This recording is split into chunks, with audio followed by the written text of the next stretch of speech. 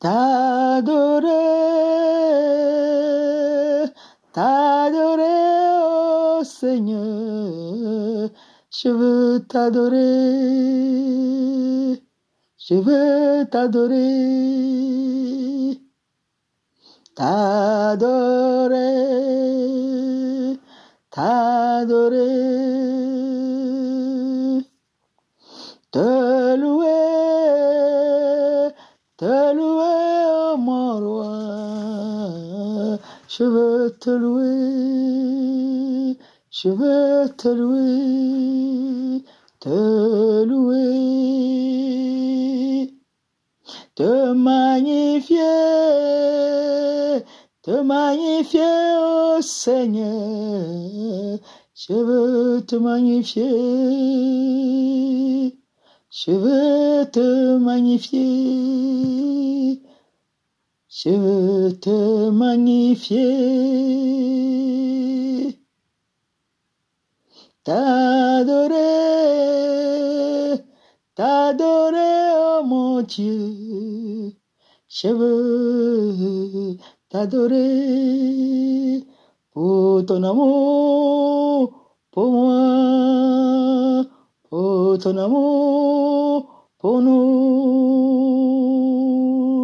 pour tes bienfaits, pour tes offertes. Seigneur Jésus, je veux t'adorer, je veux te louer, je veux te magnifier, je veux te magnifier, te louer, t'adorer, oh Seigneur Jésus.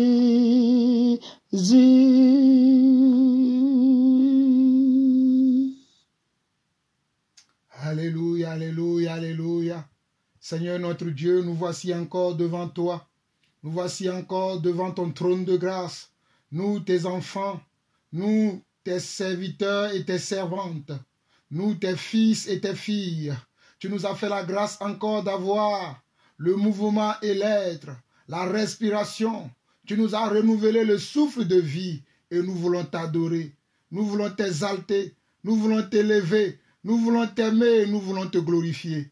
Seigneur, prends place dans nos vies, prends place dans nos cœurs et surtout prends place dans nos foyers. Nos foyers ont besoin de toi, Seigneur. Nos maisons ont besoin de toi, Seigneur. Nos vies ont besoin de toi, Seigneur. Ne nous abandonne pas, Seigneur, car si toi tu nous abandonnes, à qui irions-nous? À qui irions-nous si toi tu nous abandonnes? Seigneur, ne nous abandonne pas. Que ta parole résonne plus fort dans nos cœurs. Que ta parole résonne plus fort dans nos pensées. Que ta parole résonne plus fort dans nos sentiments. Que ta parole résonne plus fort dans nos émotions.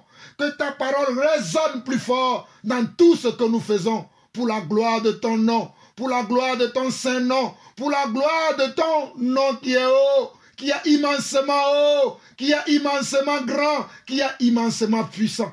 Seigneur, nous te bénissons, nous t'élevons encore. Merci pour ce privilège que tu me fais, Papa, afin que je puisse, Seigneur Dieu, parler à ton peuple, parler à ton Église. Éternel mon Dieu, je m'abandonne entre tes mains. Viens me conduire pendant ce temps, afin que tout ce qui sortira de ma bouche, tout ce que je vais dire, que cela soit conduit par ton esprit, Papa. Seigneur, contrôle mes sentiments, contrôle mes émotions, contrôle mes pensées, afin que tout à moi soit soumis à la Seigneurie de Jésus-Christ.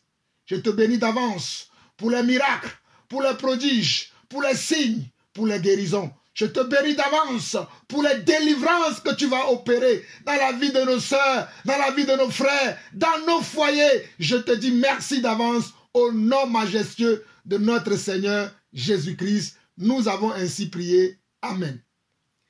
Mes chers frères et sœurs à travers le monde, vous écoutez la voix de votre frère, le serviteur Jean-Paul Lawson. Soyez bénis et bienvenue au banquet du Seigneur, car le Seigneur m'a inspiré encore de nouveau afin que je vienne partager un sujet avec l'Église aujourd'hui. beaucoup d'entre vous aujourd'hui, vous avez reçu une vidéo et cette vidéo a peut-être choqué certains d'entre vous, a peut-être amené certains d'entre vous à se poser certaines questions. Certains d'entre vous, vous êtes peut-être dans la confusion, mais le Seigneur me permet par ce biais aujourd'hui, par cette exhortation, cette petite exhortation que je n'avais pas prévue, mais que le Seigneur me conduit à faire afin de pouvoir éclairer le peuple de Dieu, afin de pouvoir éclairer nos frères et sœurs à travers le monde, afin de pouvoir éclairer nos mamans, afin de pouvoir éclairer surtout nos sœurs et surtout nos jeunes sœurs qui ont perdu un peu vraiment la direction du Seigneur dans l'église aujourd'hui.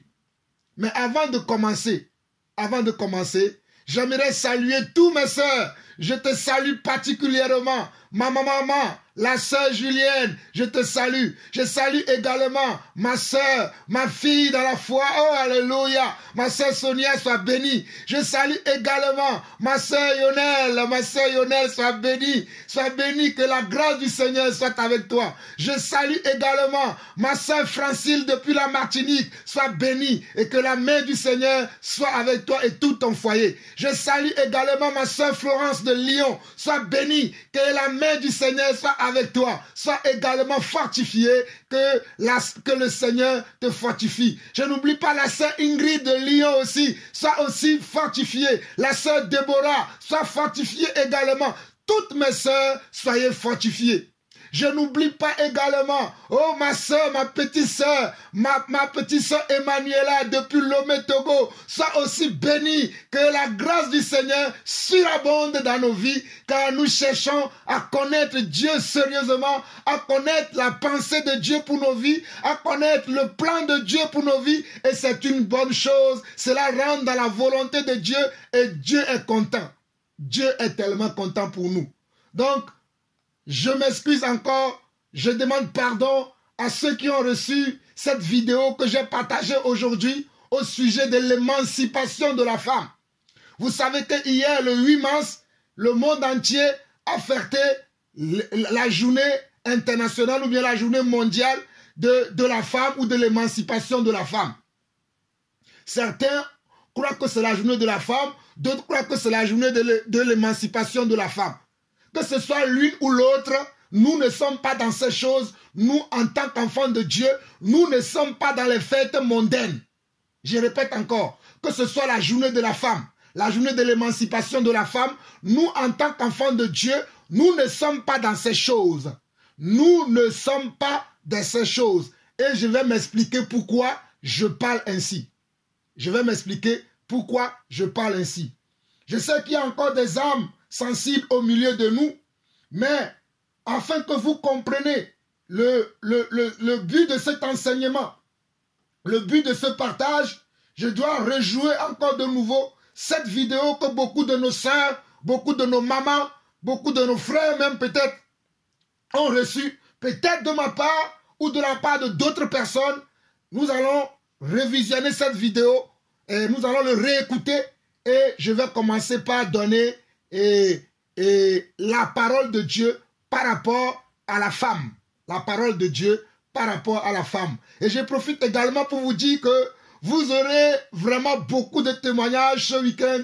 Et comme on parle de la femme, je vais beaucoup parler des témoignages. Je vais revenir avec d'autres témoignages des sœurs, des mamans, de tout ce que Dieu fait dans la vie de nos sœurs, dans l'église. Notamment, il y a une sœur qui a abandonné le ministère de la parole, qui a abandonné d'être pasteur, qui a abandonné d'être conductrice de l'église, car elle a compris que ce n'est pas son rôle, mais que c'est le rôle de l'homme. Et j'ai son témoignage, je vais le partager avec vous ce week-end, et vous serez bénis. Amen.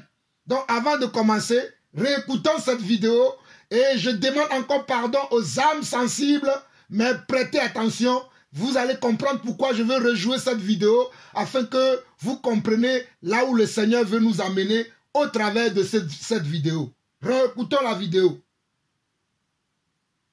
Nous, les vraies femmes africaines, là, on n'a pas besoin de ça. Quand vous me regardez là, je ne suis pas émancipée. Regardez-moi.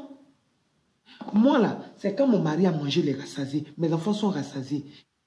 J'interromps la vidéo juste pour dire que la femme qui parle dans cette vidéo est peut-être dans sa cuisine ou quelque part dans son salon.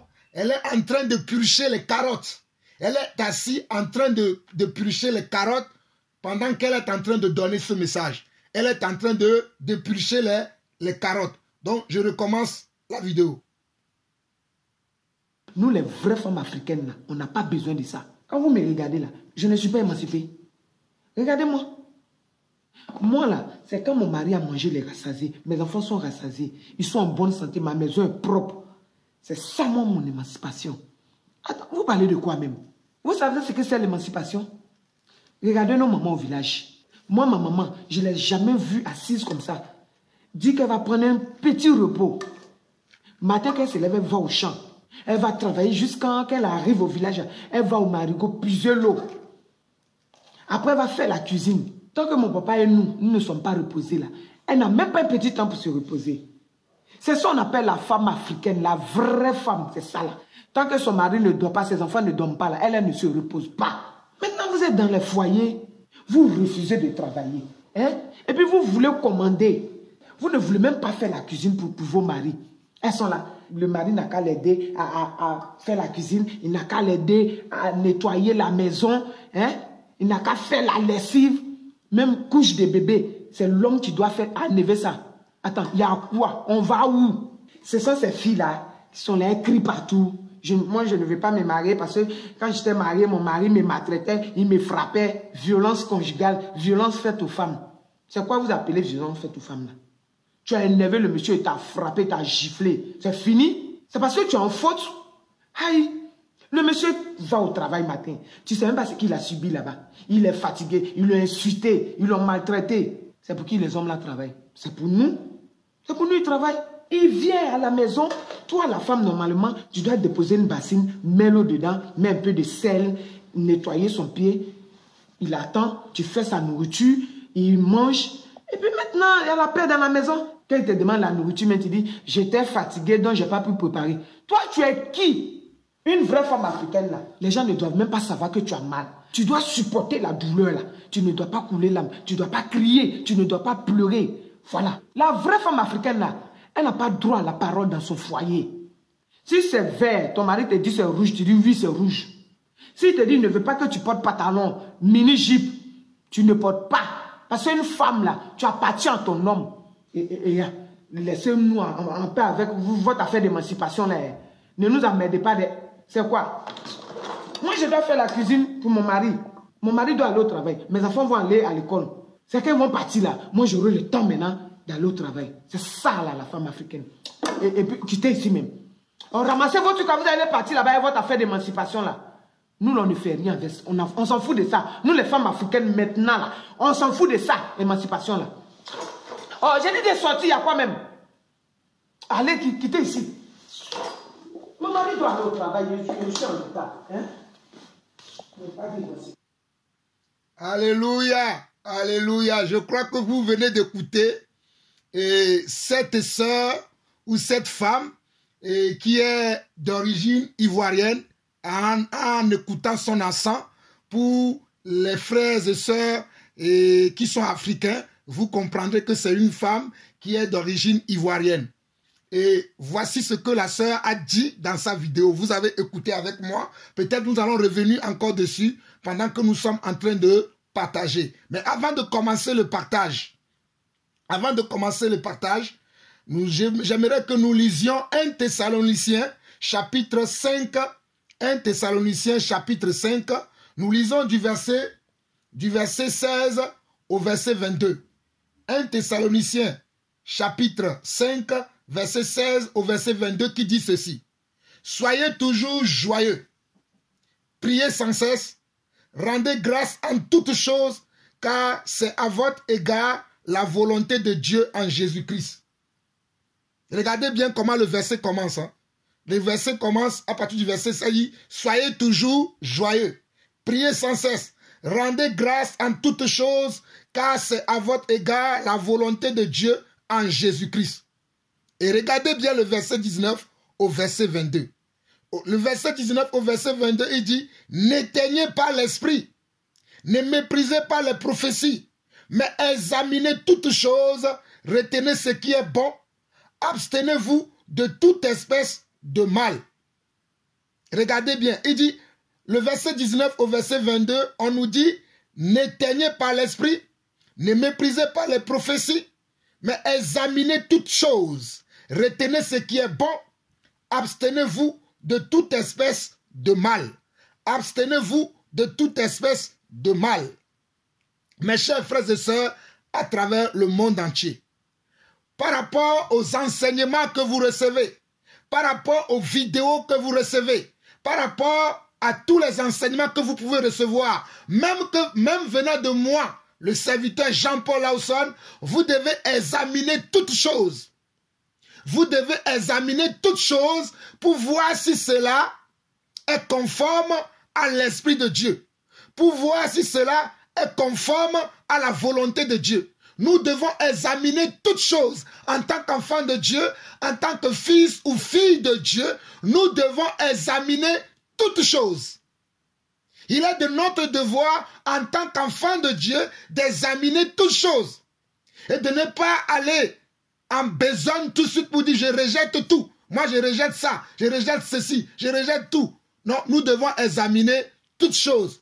Et il est bien vrai qu'il y a des choses que nous devons tout rejeter. Il y a certaines choses que nous n'avons même pas besoin d'avoir beaucoup de temps pour examiner. Mais dès que nous voyons la chose, le Seigneur va nous dire tout de suite, ça là, tu rejettes. Ça, c'est possible. Ça aussi, c'est possible. Mais parfois, il y a certaines choses, lorsque nous les recevons, nous devons prendre le temps de méditer, d'examiner la chose, d'examiner l'affaire, avant de pouvoir dire ce que nous pouvons prendre là-dedans. Voilà pourquoi au verset 21, il dit, mais examinez toutes choses, retenez ce qui est bon. Vous voyez bien que le passage dit, mais le passage précise bien, examinez toutes choses. Examinez toutes choses. Voilà pourquoi j'ai demandé pardon dès le départ de cette vidéo, parce que je pensais que tous mes frères et sœurs que j'ai dans le monde entier ont cette capacité de pouvoir examiner toutes choses. Mais malheureusement, je me rends compte qu'au milieu de nous, nous avons encore certaines personnes qui ne sont pas encore bien affermies, qui ne sont pas encore bien matures. Donc voilà pourquoi je me permets de revenir sur cette vidéo que j'ai partagée et que je reviens encore sur cette journée qui est la journée de la femme ou bien la journée de l'émancipation de la femme. Certains croient que c'est la journée de la femme, d'autres croient que c'est la journée de l'émancipation de la femme.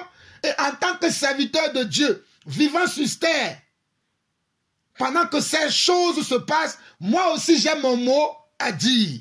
Moi aussi j'ai examiné cette question, j'ai examiné cette affaire. Et moi aussi j'ai mon mot à dire, afin que mes soeurs qui m'écoutent, afin que mes frères qui m'écoutent, afin que mes mamans qui m'écoutent, afin que les enfants de Dieu à travers le monde entier qui m'écoute, puisse savoir quelle est ma position, quelle est la position du Seigneur, surtout quelle est la position du Seigneur par rapport à cette fête, ou bien à cette journée de la femme, ou de l'émancipation de la femme. Vous comprenez pourquoi je fais cet enseignement, cette exhortation? Nous allons aller dans 1 Timothée, plutôt dans 2 Timothée, 2 Timothée chapitre 3. Déjà, 2 Timothée chapitre 3, le verset 16 dit ceci. Toute écriture est inspirée de Dieu et utile pour enseigner, pour convaincre, pour corriger, pour instruire dans la justice, afin que l'homme de Dieu soit accompli et propre à toute bonne œuvre. Regardez bien. Dans 2 Timothée chapitre 3, le verset 16, on nous dit que toute écriture est inspirée de Dieu. Donc la parole que je veux partager avec vous aujourd'hui, sachez qu'elle n'est pas de moi, Jean-Paul Lawson. Parce que la parole que je vais partager, elle existait bien avant que moi je sois né. Parce qu'au jour d'aujourd'hui, je suis dans ma 43e année. Donc la Bible a plus de 43 ans. La parole de Dieu a plus de 43 ans. Donc la parole de Dieu dit, toute écriture, 2 Timothée 3,16 dit, toute écriture est inspirée par qui? est inspiré par Dieu, le créateur du ciel et de la terre. Toute écriture est inspirée de Dieu et utile. L'écriture est utile pour faire quoi? Pour enseigner. Enseigner veut dire donner la direction, donner la sagesse de Dieu, donner la pensée de Dieu, donner la volonté de Dieu, pour convaincre. Donc je suis là aujourd'hui pour convaincre certaines personnes à quitter le monde, à quitter les fêtes païennes qui sont dans le monde, à quitter la ruse du diable. Parce que le diable utilise la ruse pour nous attraper. Il utilise des appâts pour nous attraper. Mais beaucoup d'entre nous, nous ne sommes pas aussi sages, aussi intelligents pour tourner le dos à ces appâts que le diable nous tende. Il y a aussi, il dit que pour corriger, pour instruire dans la justice, afin que l'homme de Dieu soit accompli et propre à toute bonne œuvre. Je crois que dans l'église aujourd'hui, nous avons des hommes et des femmes de Dieu qui veulent être des hommes et des femmes accomplis pour accomplir toutes les bonnes œuvres de Dieu. Je crois que dans l'église aujourd'hui, nous avons des hommes et des femmes de Dieu, des frères et des sœurs, des serviteurs et des servantes qui veulent faire la volonté de Dieu. Voilà pourquoi, malgré que je suis fatigué, malgré que je viens de me débaucher de mon travail, mais le sujet est tellement important que je me suis dit que je ne veux pas attendre demain. Parce que dans le chapitre qui suit, le chapitre 4 de 2 Timothée chapitre 4, le Seigneur dit ceci. Il dit, je t'en conjure devant Dieu et devant Jésus-Christ, qui doit juger les vivants et les morts, et au nom de son avènement et de son royaume, prêche la parole, insiste en toute occasion, favorable ou non, reprend, censure, exhorte avec toute douceur et en instruisant. Regardez, la Bible dit la Bible c'est la parole de Dieu. Quand je dis la Bible, sachez que je veux dire Dieu dit. Lorsque vous m'entendez dire, je dis la Bible, sachez que je suis en train de dire que c'est Dieu qui dit, c'est Dieu qui parle. Ce n'est pas moi, Jean-Paul Ausson, qui parle, mais c'est le Dieu là de la Bible, c'est le Dieu là qui est la parole, parce que son nom aussi c'est la parole. Parce que dans Jean 1, le verset 1, il est écrit qu'au commencement était la parole, et que la parole était Dieu, et que la parole était avec Dieu. Et dans ce même passage de Jean 1, le verset 14, il est écrit que la parole s'est fait chair et elle a habité parmi nous pleine de grâce. Donc la parole de Dieu, c'est une personne. C'est Dieu, c'est Jésus. Alléluia. Donc cette parole dit, Dieu dit, je t'en conjure devant moi Dieu et devant Jésus-Christ, qui doit juger les vivants et les morts, et au nom de son avènement et de son royaume. Vous voyez?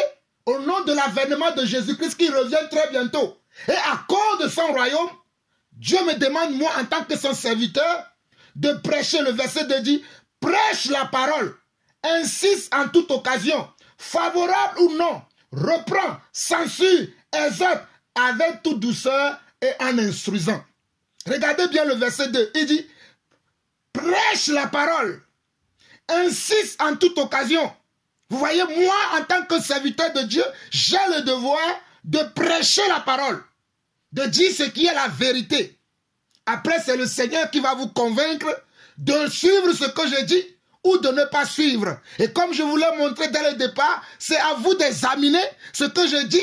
Si cela vous correspond, vous prenez. Si cela ne vous correspond pas, ne prenez pas. Mais sachez que moi, je vais toujours dire ce que Dieu m'a enseigné, parce que moi, je suis serviteur de Dieu, et Dieu me demande de prêcher sa parole, d'enseigner sa parole, en toute occasion, favorable ou non. Et ici, il est bien dit, prêche la parole, insiste. Regardez, Dieu me demande d'insister. Donc, je dois insister. La chose que je vais dire aujourd'hui, je l'ai déjà enseigné dans plusieurs enseignements. Mais je dois insister encore, parce que j'ai de nouvelles sœurs, j'ai de nouveaux frères, j'ai de nouvelles personnes qui commencent à me connaître. Donc peut-être ils n'ont pas encore eu l'occasion d'attendre mes prédications sur comment nous devons conduire nos foyers, comme le rôle de la femme dans son foyer. Peut-être ils n'ont pas encore entendu. Donc vous qui êtes avec moi depuis des années, soyez patients et aimez aussi vos nouvelles sœurs. Ça aussi, c'est l'amour. Supportez-les. partager les choses avec eux. C'est très important. Donc il dit, prêche la parole, insiste en toute occasion, favorable ou non, reprend, censure, exhorte avec toute douceur et en instruisant. Donc aujourd'hui, nous allons nous instruire réciproquement au travers de la vidéo de notre sœur ivoirienne que je bénis au nom de Jésus. Je bénis cette femme. Je prie au nom de Jésus que si elle n'a pas encore rencontré le Seigneur, qu'elle rencontre le Seigneur véritablement. Que le Seigneur lui envoie l'un de ses serviteurs qui vit en Côte d'Ivoire afin de lui prêcher la parole qui vient de Dieu, afin qu'elle se tourne véritablement vers Dieu, car elle a déjà le cœur bien disposé à marcher avec Dieu. Je prie pour elle. Et pour tous mes sœurs dans le monde entier, je prie aussi pour vous. Pour vous qui êtes déjà mariés ou pour vous qui préparez votre mariage, que le Seigneur vous prépare afin que vous rentrez dans le mariage et que vous rentrez dans vos foyers avec la volonté de Dieu et que vous soyez soumis à comment? À vos maris.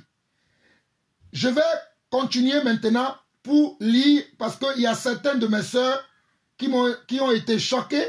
Je ne vais pas lire tous les commentaires, mais je vais lire 2 ou 3 commentaires. Voici un commentaire de la sœur Emmanuela de Lomé au Togo qui dit c'est vraiment profond ce partage. Les avis sont partagés. Elle dit c'est vraiment profond. Les avis sont partagés par rapport à cette vidéo.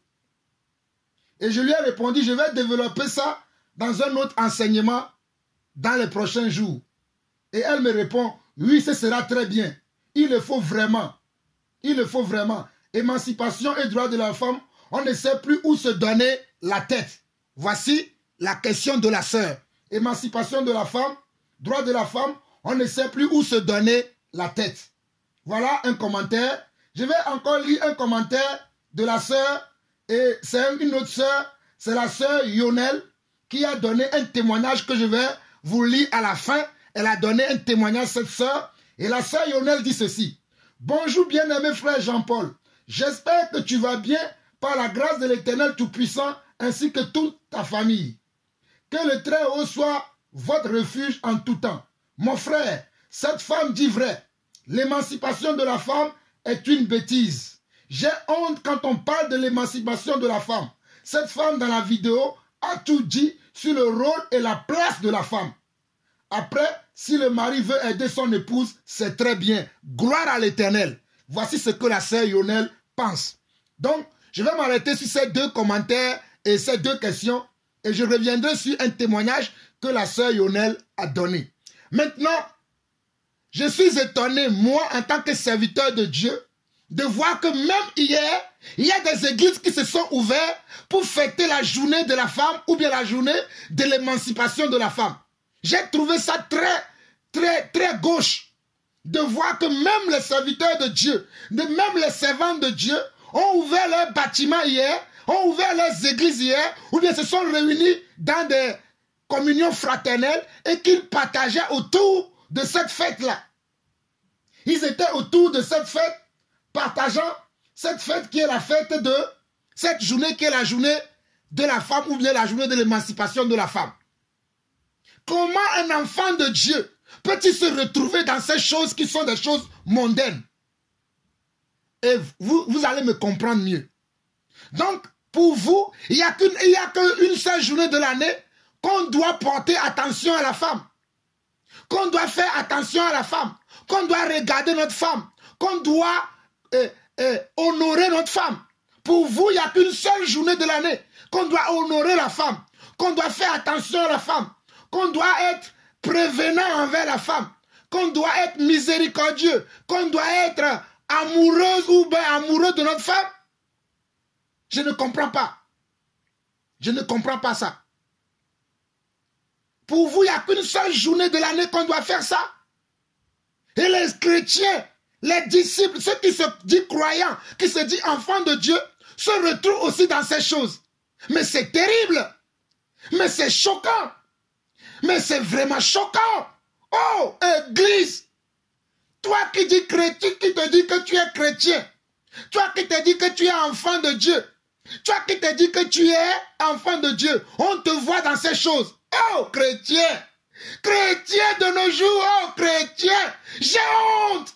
Moi, j'ai honte quand je vous vois dans ces choses, j'ai honte! J'ai honte de vous! J'ai honte!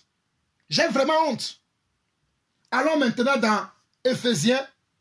Éphésiens, maintenant nous rentrons dans l'enseignement et je vais corriger certaines choses que cette dame a dit dans la vidéo. Je vais la corriger. Amen. Je vais corriger certaines choses d'après mon examen. Moi, j'ai fait l'examen de la vidéo. L'examen que moi j'ai fait, je vais corriger certaines choses. Donc, écoutez-moi très bien. Nous allons voir ce que notre Dieu pense de la femme. Ce que notre Dieu pense de la femme. Et nous commençons par Éphésiens chapitre 5. Ce que Dieu pense de la femme. Parce que moi, Jean-Paul Lawson, je pense de la femme. Mais nous allons parler de ce que Dieu pense de la femme et du foyer. Ce que Dieu pense, nous allons parler de ça. Et nous devons aller dans la Bible. Parce que la Bible est le monde, est notre mode d'emploi. Nous qui se disons que nous sommes enfants de Dieu. Nous qui croyons que nous sommes des chrétiens ou des croyants, ou bien nous nous voyons comme des fils et des filles de Dieu, des serviteurs ou des servantes de Dieu. Notre repère, c'est la parole de Dieu. Notre modèle, c'est la Bible. Notre modèle, c'est la parole révélée de Dieu. Nous n'avons pas d'autre modèle. Notre modèle, c'est la parole. À moins que vous soyez dans le monde, vous êtes libre de vivre comme le monde. Mais si vous dites que vous êtes enfant de Dieu, vous devez revenir au modèle de la parole. Et selon le modèle de la parole, voici ce que Dieu dit du foyer, de l'homme et de la femme. Et voici ce que Dieu dit de la femme. Éphésiens 5, verset 22 au verset 32. Regardez bien. Il dit, femme, que chacune soit soumise à son mari comme au Seigneur. Regardez ce qui est écrit.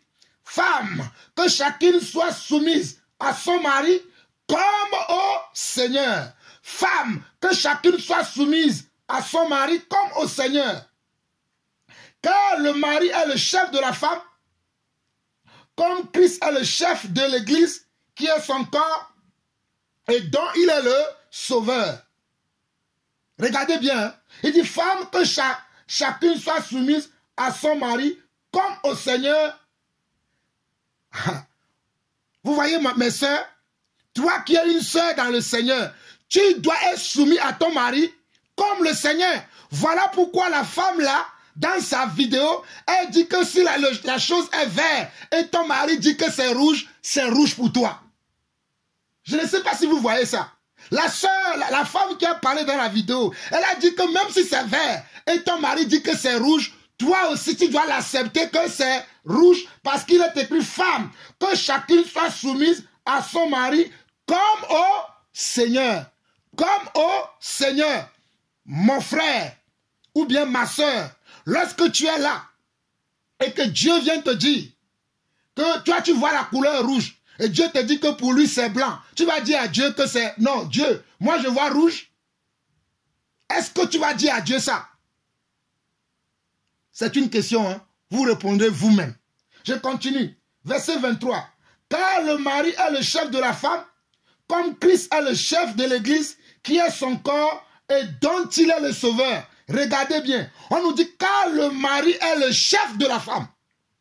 On n'a pas dit car le mari est égal de la femme. On n'a pas dit ça. On a dit car le mari est le chef de la femme. On n'a pas dit que car le mari est égal de la femme.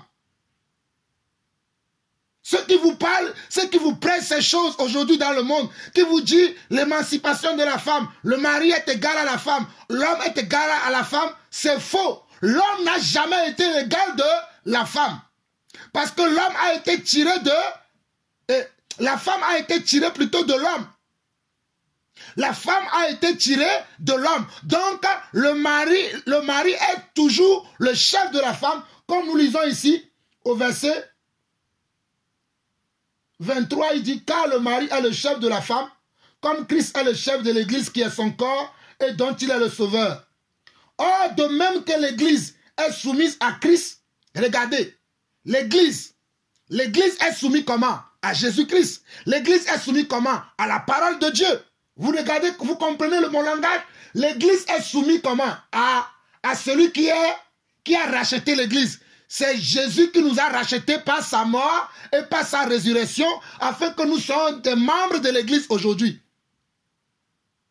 C'est Jésus qui a payé le prix pour que nous soyons devenus des enfants de Dieu dans son église aujourd'hui. Je ne parle pas des bâtiments. Quand je parle de l'église, je parle toujours des individus, des personnes. Je ne parle pas d'un bâtiment, d'un lieu de rassemblement, d'un lieu de culte. Quand moi je parle de l'église, ne voyez pas un bâtiment, ne voyez pas un lieu de prière. Par contre, voyez des hommes créés à l'image et à la ressemblance de Dieu. Donc il a dit ici, or de même que l'église est soumise à Christ, les femmes aussi doivent l'être à leur mari en toutes choses. Regardez, or de même que l'église est soumise à Christ, les femmes aussi doivent l'être à leur mari en toutes choses. Regardez ce que la parole de Dieu dit. Regardez ce que Dieu dit. Dieu dit que de même que l'église est soumise à son créateur, à son sauveur, les femmes aussi doivent l'être aussi à leur mari en toutes choses. Ce n'est pas simplement dans certaines choses que toi, ma soeur, tu dois être soumis à ton mari. Mais c'est dans toutes choses que tu dois être soumis, comment? À ton mari. Ma soeur qui m'écoute, toi qui veux lutter avec ton mari, toi qui veux te bagarrer avec ton mari, toi qui ne veux jamais te soumettre à ton mari, tu lui dis que bon, oui, sur ça, je suis d'accord avec toi. Sur ça, je suis d'accord avec toi. Mais sur ça, là, je ne suis pas d'accord. Dieu te dit par la bouche de son serviteur, inutile que je suis, incompétent que je suis, il te dit aujourd'hui que tu dois être soumis comment? À ton mari en toutes choses. Que tu n'as rien à dire, rien à revendiquer devant ton mari.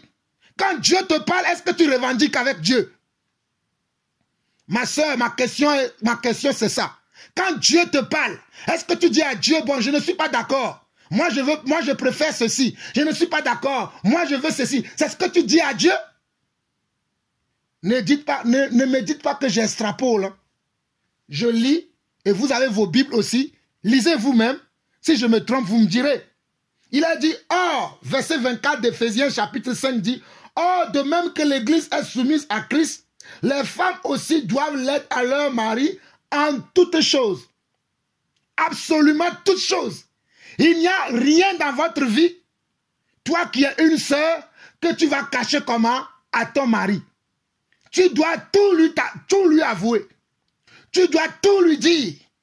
Et tu dois lui être soumise en toutes choses. Il n'y a rien qui t'appartient. Même ton corps ne t'appartient pas. Ton corps appartient à ton mari. Et le mari de ton corps t'appartient à toi aussi. Voilà pourquoi cette sœur dans sa vidéo dit que si ton mari te dit de ne pas porter le pantalon, de ne pas porter la mini-jupe, tu dois l'écouter. Mais beaucoup d'entre vous, vous n'écoutez pas. Vos maris vous disent, je ne veux pas que tu portes certaines choses, je ne veux pas te voir avec certaines personnes. Tu vas dire, mais pourquoi tu dis ça? Laisse-moi, j'ai le droit de faire ce que je veux. Mais tu n'as pas le droit de faire ce que tu veux. Tu dois être soumis à ton mari. Je te dis la vérité, ma soeur. Enfin, si la Bible est ton modèle, hein, après si la Bible n'est pas ton modèle, tu es libre de faire ce que tu veux. Mais pour nous qui avons la Bible pour modèle, voici ce que nous prêchons et voici ce que nous vous enseignons. Selon que le Seigneur nous a enseigné nous-mêmes. Or, nous revenons à la parole. Il dit, or, de même que l'Église est soumise à Christ, les femmes aussi doivent l'être à leur mari en toutes choses. Les femmes aussi doivent l'être à leur mari en toutes choses. Voilà pourquoi je me suis permis de vous dire qu'il n'y a rien que toi, ma soeur, toi, ma maman, dans le Seigneur, tu vas cacher à ton mari. Tu vas dire, non, moi, je ne veux pas donner cette partie-là à mon mari. Il n'a pas le droit. Oh, non, non, non. Il a tous les droits sur toi. Tu deviens comment? Sa subordonnée. Tu deviens comment? Sa subordonnée. Je te le dis, ma soeur. Tu peux t'énerver contre moi, mais c'est la vérité. Tu deviens comment? Sa subordonnée. Il a un droit sur toi. Et tu dois avoir comment? Un respect. Et respecter comment? Tes devoirs. Tes devoirs, c'est d'être soumis à ton mari et de dire à ton mari, qu'est-ce que tu veux que je fasse pour toi? Voilà ce que tu dois demander à ton mari. Comment veux-tu que je m'habille? Comment veux-tu que je me coiffe? Comment veux-tu que je me comporte? Qu'est-ce que tu veux de mes garde-robes? Que veux-tu manger? Tout ça là fait partie de toutes choses. Je dis bien, tout ça là fait partie de toutes choses. Même ton corps ne t'appartient pas. Vous pensez que je me trompe? Allons dans 1 Corinthiens chapitre 7. Rapidement, nous allons revenir ici. 1 Corinthiens chapitre 7. 1 Corinthiens chapitre 7. 1 Corinthiens chapitre 7. 1 Corinthiens chapitre 7. Nous lisons du verset 1 au verset 5. Pour ce qui concerne les choses au sujet desquelles vous m'avez écrit, je pense qu'il est bon pour l'homme de ne point toucher de femme. Toutefois, pour éviter la débauche, que chacun ait sa femme et que chaque femme ait son mari. Je fais une petite aparté pour ceux qui vivent bon, peut-être certains vont me trouver encore dur, mais nous prêchons ce qui est écrit. Ceux qui vivent dans la polygamie. On n'a pas dit ici, le verset 2, on n'a pas dit, toutefois, pour éviter la débauche, que chaque femme ait beaucoup de maris et que chaque homme ait plusieurs femmes. C'est pas ça ce qui est écrit. On a dit, toutefois, pour éviter la débauche, nous sommes au verset 2 de 1 Corinthiens chapitre 7, toutefois, pour éviter la débauche, que chacun ait sa femme et que chaque femme ait son mari. On a dit, toutefois, pour éviter la débauche, que chacun ait sa femme et que chaque femme ait son mari. Et regardez maintenant, verset 3, que le mari rende à sa femme ce qu'il lui doit et que la femme agisse de même envers son mari. Vous avez vu? Le verset 3 de 1 Corinthiens chapitre 7 dit ceci. Que le mari rende à sa femme ce qu'il lui doit et que la femme agisse de même envers son mari. Donc l'homme et la femme ont certains devoirs conjugaux ou bien certains devoirs conjugaux parce qu'il y en a plusieurs devoirs. Donc l'homme a des choses à faire envers la femme et la femme aussi a des choses à faire envers l'homme. Ils sont complémentaires. Ils sont complémentaires. L'homme a des choses à faire envers sa femme et la femme aussi a des choses à faire envers son mari. Vous comprenez? Verset 4. Ce n'est pas la femme qui dispose de son corps, c'est son mari. Vous avez vu? Ce n'est pas toi, ma soeur, qui dispose de ton corps. Ton corps appartient à ton mari. Ce n'est pas Jean-Paul Lawson qui a écrit ça. C'est le Seigneur qui a parlé par la bouche de l'apôtre Paul. Parce que les questions que vous avez aujourd'hui là, comme la sœur Emmanuela de Lomé au Togo me l'a posée, cette question-là avait été déjà posée à qui? À Paul, et Paul a répondu. Vous qui aimez dire l'apôtre Paul, vous qui aimez l'apôtre Paul a fait ceci, l'apôtre Paul a fait cela. Voici ce que Paul dit. Paul dit, ce n'est pas la femme. Nous sommes dans 1 Corinthiens chapitre 7, le verset 4. Paul dit, ce n'est pas la femme qui dispose de son corps, c'est son mari. De même, ce n'est pas le mari qui dispose de son corps, c'est sa femme. Donc toi aussi, femme, tu as le droit de dire à ton mari, mon mari, coupe-toi ta barbe. J'aime pas ta barbe. Tu as le droit de lui dire ça. Et le mari doit t'écouter. Le mari doit t'écouter. Tu peux dire à ton mari, j'aime pas cette chemise que tu mets. J'aime pas comment cette culotte que tu portes. Tu peux aussi lui dire. Mais, sache que le mari dominera toujours sur toi. Parce qu'ici, il est question juste du corps. Mais dans certains domaines, tu n'as aucun droit sur ton mari. Mais sur le corps, l'attirance physique, tu as un droit sur lui. Pour avoir de l'attirance vers ton mari, tu as un droit sur lui. C'est que dans ce domaine-là. Mais dans tous les autres domaines, tu dois être soumise à ton mari. Je précise les choses, afin que vous n'ayez pas dit que le frère a dit, moi aussi je peux dire non.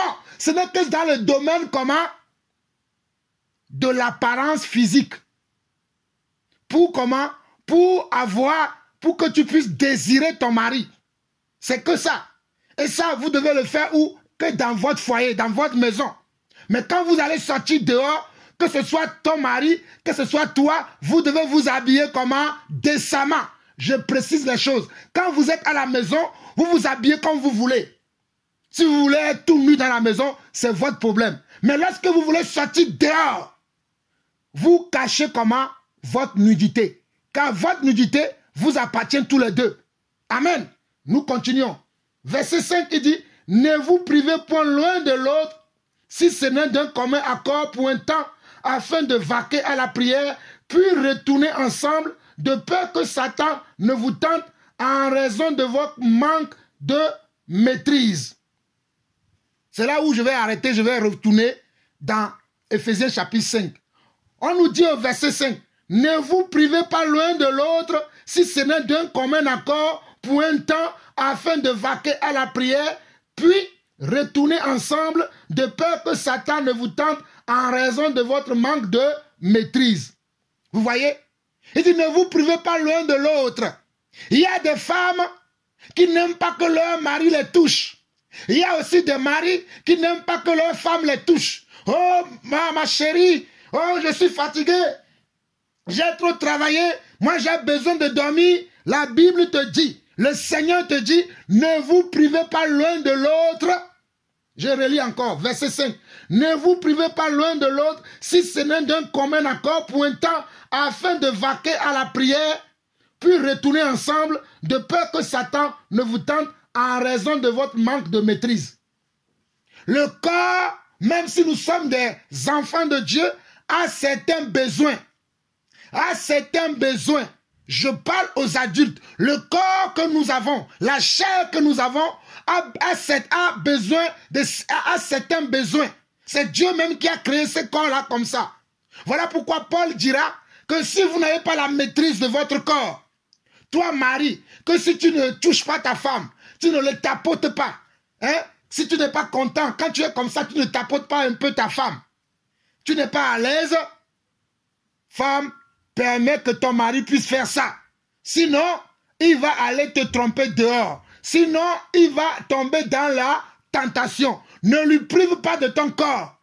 Mari, toi aussi, tu dois faire la même chose envers ta femme. Ne dis pas à ta femme, j'ai assez labouré aujourd'hui. J'ai fait un gros labeur aujourd'hui. Je ne peux plus m'occuper de toi. Laisse-moi, je n'ai pas le temps. Oh, pardon. Oh, tu sais, s'il te plaît, on fera demain. En tout cas, trouvez comment un terrain d'entente. Trouvez comment un compromis. Que personne n'impose sa vie à l'autre en ce qui concerne comment? En ce qui concerne comment? Le sexe dans le couple. Nous sommes en train de parler du foyer et je dois dire les choses telles qu'elles sont. En ce qui concerne le sexe dans le couple, toi, mari, tu ne dois pas dominer sur ta femme parce que ton corps lui appartient. Et toi aussi, femme, tu ne dois pas imposer à ton mari parce que, ah voilà.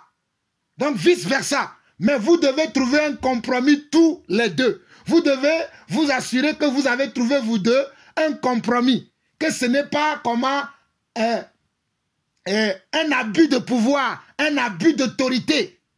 Que ce soit d'une partie ou de l'autre partie, que cela ne soit pas un abus de l'autorité. Vous avez compris? Et je dis bien, je précise que c'est dans le cas de comment? Des rapports sexuels. C'est que dans le cas des intimités. Lorsque vous devez avoir votre intimité. L'intimité entre la femme et le mari. Mais sinon, le corps de ton mari t'appartient. Sinon, le corps de ta femme t'appartient. Je pense que vous avez compris. Nous avançons. Nous revenons dans Éphésiens chapitre 5. Et nous continuons maintenant à partir du verset 25. Nous avons beaucoup parlé de la femme. Nous avons maintenant attaqué, nous les hommes, nous les maris. On dit, mari, que chacun aime sa femme comme Christ a aimé l'église et s'est livré lui-même pour elle. Regardez bien, mari, que chacun aime sa femme comme Christ a aimé l'église et s'est livré lui-même pour elle. Donc tu vois, mari, si tu aimes ta femme, lorsque ta femme te parle, tu dois être capable, tu dois être sensible pour l'écouter.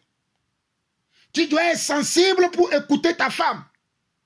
Parce qu'on dit Marie, que chacun aime sa femme comme Christ a aimé l'Église et s'est livré lui-même pour elle. Jésus-Christ, Yeshua HaMashiach, a tellement aimé l'Église qu'il, que les clous, on l'a cloué sur le bois, on l'a pendu au bois, pour que toi et moi nous soyons sauvés. Donc mon frère ou mes frères, nous devons aimer nos épouses de la même manière que Jésus a aimé tellement l'Église qu'il a même pris la mort pour son épouse. Moi, je suis capable de mourir pour mon épouse le sait. Et ceux qui me connaissent, ceux qui nous connaissent savent que moi, je peux mourir pour mon épouse. Parce que j'aime mon épouse. C'est elle qui repasse mes habits. Mon épouse repasse jusqu'à repasser mes slips. Je lui dis, ma soeur, s'il te plaît, ne repasse pas mes slips. Tu te fatigues trop. Elle me dit, c'est toi qui la repasses. Laisse-moi faire ce que mon Dieu me demande de faire. Mon épouse repasse jusqu'à repasser les serviettes. Je dis, ma soeur, mais la serviette, je l'utilise dans la salle de bain. Ne repasse pas, mais elle la repasse. Comment voudrez-vous que je n'aime pas cette femme-là? C'est elle qui me fait à manger. Des fois, elle fait des choses à manger. Et dit, s'il te plaît, chérie, tu as fait ça à manger, mais finalement, je n'ai pas envie de manger ça. Je veux manger autre chose. Malgré qu'elle est fatiguée, elle me fait autre chose. Et des fois, moi-même, volontairement, je lui dis, bon, chérie, aujourd'hui, repose-toi. C'est moi qui vais faire à manger. Je dis bien, normalement, c'est son rôle. Mais moi-même, je lui dis, chérie, oh, ma soeur. Quand je me dis ça, je dis, oh, ma soeur. Je commence à chanter, je dis, ma soeur, repose-toi un peu, repose-toi. Repose-toi un peu, repose-toi. Repose-toi un peu, repose-toi. Repose-toi un peu, repose-toi. Et je fais à manger. Et je lave mes enfants. Et j'habille les enfants. Normalement, ce n'est pas à moi de faire. Mais comme j'aime mon épouse, comme Christ a aimé l'Église, quelquefois je le fais. Ceux qui me connaissent savent que je ne mens pas. Parce que beaucoup d'entre vous, mes sœurs, vous venez à la maison, c'est même moi qui fais à manger, nous mangions ensemble. Vous le savez. Donc, verset 25 de Éphésiens chapitre 5 dit, « Marie, que chacun aime sa femme comme Christ a aimé l'Église et s'est livré lui-même pour elle. » Maintenant, ce que moi je fais, c'est par amour à ma femme. Parce que j'aime ma femme. Comme Christ a aimé l'Église, j'aime ma femme. Amen. Mais maintenant, si dans votre couple, toi et ton mari, vous décidez, parce qu'il y a certains couples, le mari travaille, la femme travaille. Normalement, aujourd'hui, si nous voulons suivre la parole de Dieu, les femmes ne doivent pas travailler. Les femmes ne doivent pas travailler. Nous allons le voir bientôt dans un passage de la... Les femmes doivent s'occuper que des devoirs de maison. Mais aujourd'hui, l'émancipation ou bien la mondialisation a tellement gagné le monde que beaucoup de nos soeurs travaillent. Ce n'est pas un péché.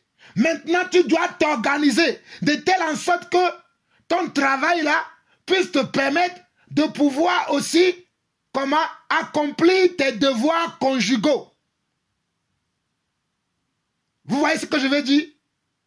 Toi qui es ma soeur, toi qui es maman, qui travaille, ben, peut-être vous avez décidé d'un commun accord, toi et ton mari, que tu dois travailler. Maintenant, tu dois t'organiser de telle sorte que tu arrives à faire à manger à ton mari, à s'occuper de ton mari et à s'occuper de tes enfants. C'est très important. Après, certains s'organisent à prendre des domestiques. C'est votre choix. Je ne vais pas vous dire autre. C'est votre choix. Si le mari est d'accord que vous prenez un domestique, c'est votre choix. Si le mari décide que le mari est d'accord avec toi, que vous allez employer un domestique pour ça, c'est votre choix. Mais sinon, normalement, c'est le rôle de la femme. Nous continuons. Verset 26, afin de la sanctifier, en la purifiant et en les lavant par l'eau de la parole. Voilà pourquoi on dit, Marie, tu dois aimer ta femme et tu dois la sanctifier comme Dieu l'a fait pour nous au travers de sa parole. Verset 27, pour faire paraître devant lui cette église glorieuse, sans tache, ni ride, ni rien de semblable, mais sainte et irréprochable. Voilà le devoir de toi, mon frère, qui m'écoute. Toi, tu dois comment? Aimer ta femme, de telle sorte que rien ne doit lui manquer. De telle sorte qu'elle soit une femme glorieuse, tu prends soin d'elle. Tu dois lui offrir des cadeaux. Une femme qui est glorieuse, elle est comment? Une femme qui est glorieuse, ça veut dire qu'elle est bien dans sa peau. Alléluia. Il faut que ta femme se sente bien dans son foyer. Il faut qu'elle se sente bien. Il ne faut pas qu'elle soit là à regarder les voisines pour dire, oh, les voisines là, leur mari s'occupe bien d'eux, moi mon mari m'abandonne. Non, Jésus nous a aimés, il prend soin de l'église. Dans l'église, il a donné tous les dons dans l'église. Dans l'église, il y a les gens qui interprètent. Il y a les gens qui ont le don de foi. Il y a les gens qui ont le don de guérison. Il y a les gens qui ont le don de miracle. Il y a les gens qui ont Vous voyez, dans l'église, il y a plein de choses. Donc, toi aussi, tu dois aimer ta femme afin que rien ne lui manque. J'espère que vous comprenez. Au verset 26, c'est ainsi que le mari doit aimer la femme comme son propre corps. Celui qui aime sa femme s'aime lui-même. Toi, mon frère, qui aime ta femme, tu t'aimes toi-même. Moi, j'aime offrir des choses à ma femme. Des fois, je lui achète des sacs qu'elle aime. Des sacs qui me coûtent des fois des fortunes. Mais je sais que ça lui fait plaisir parce que j'aime ma femme. Et des fois aussi, elle m'achète des belles chemises. Ma femme, c'est elle qui m'habille. Vous ne savez pas? Des fois, on rentre dans le magasin, elle me dit, mon chéri, moi, je te vois bien dans telle chemise. Moi, je te vois bien dans tel pantalon. Des fois, même, je rentre à la maison, elle-même, elle va faire les courses. Elle change vraiment ma garde-robe. Je bénis Dieu pour mon épouse. Beaucoup de mes costumes, c'est elle qui les a achetés. Beaucoup de mes chaussures, c'est elle qui me l'a acheté. Dernièrement, elle m'a encore offert comment, un basket que je n'ai même pas encore mis. Et vice-versa, moi aussi, je lui achète des cadeaux. Je continue. Verset 29, car jamais personne n'a haï sa propre chair, mais il la nourrit et en prend soin, comme Christ le fait pour l'Église. Verset 29, regardez, car jamais personne n'a haï sa propre chair, mais il la nourrit et en prend soin, comme Christ le fait pour l'Église.